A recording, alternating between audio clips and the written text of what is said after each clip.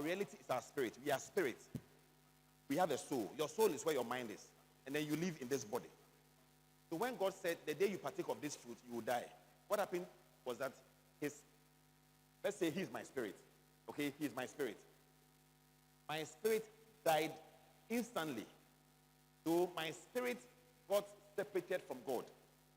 Before he sinned, he was always in fellowship with God. All right? So the moment he sinned, his spirit died. His spirit became corrupted. The Bible says, dead unto God.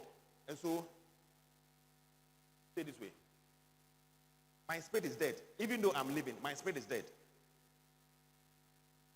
Now, if I die in this state, okay, my spirit, let's say before he sinned, he was in fellowship with God. And then when he sinned, his spirit died.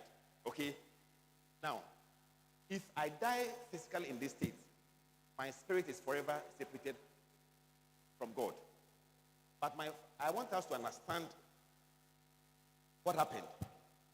He didn't die instantly. His death took a long time, almost 990 years, before what happened to him spiritually happened to his physical body. And his soul, his mind, had to come in terms with the fact that he was dead spiritually before the death touched his physical body.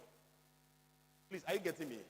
I want to try and move in a way that, So, please, the next slide, please.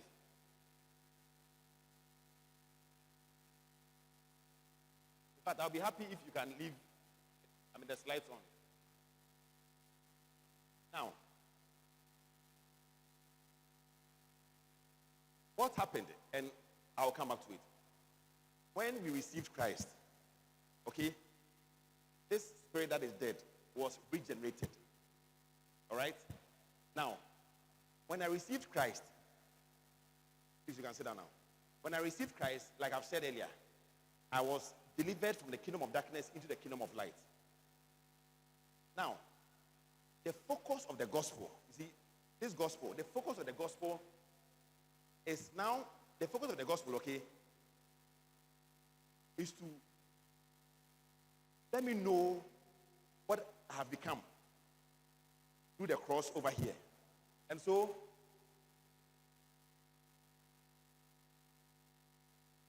the Jews for so many years, okay, had lived under the covenant of the law. That if you do good, God will bless you.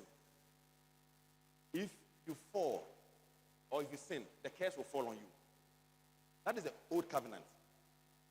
And then Paul started preaching about something new. That, guys, it is no longer about what you do. It is no longer about your obedience.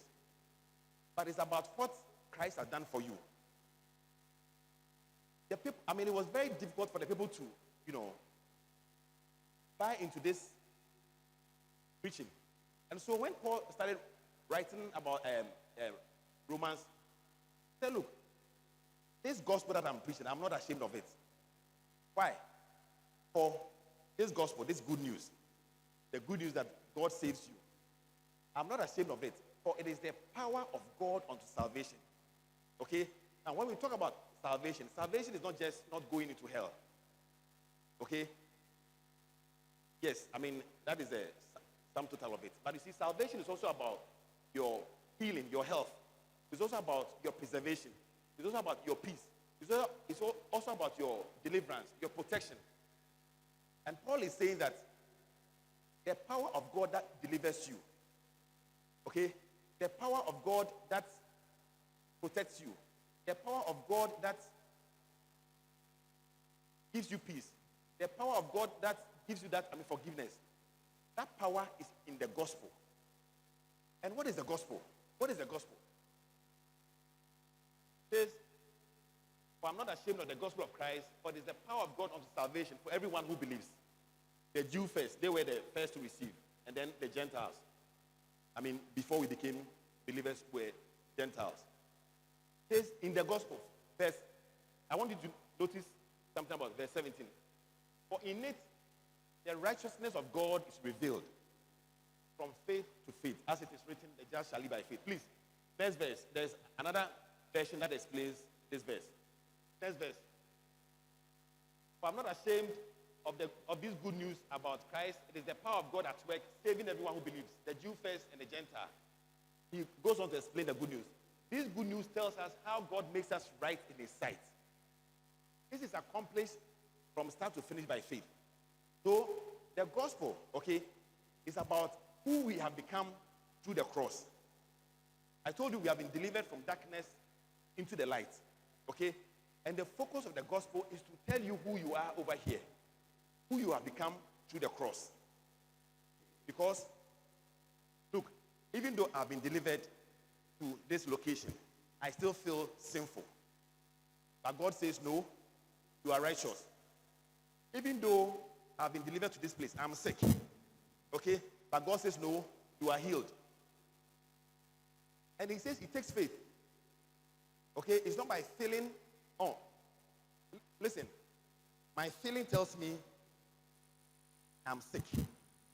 I feel sick in my body. But God is saying that I'm healed. God is saying that I'm forgiven. God is saying that I'm righteous. How do you experience what God is saying in your mind and then in your body? And that is what I'm trying to get to. He says, even though you feel sinful, okay, you are righteous. Even though you are sick, okay, you are healed. And it takes faith, okay, to declare or to, accept what God is saying. Because that is not how you feel.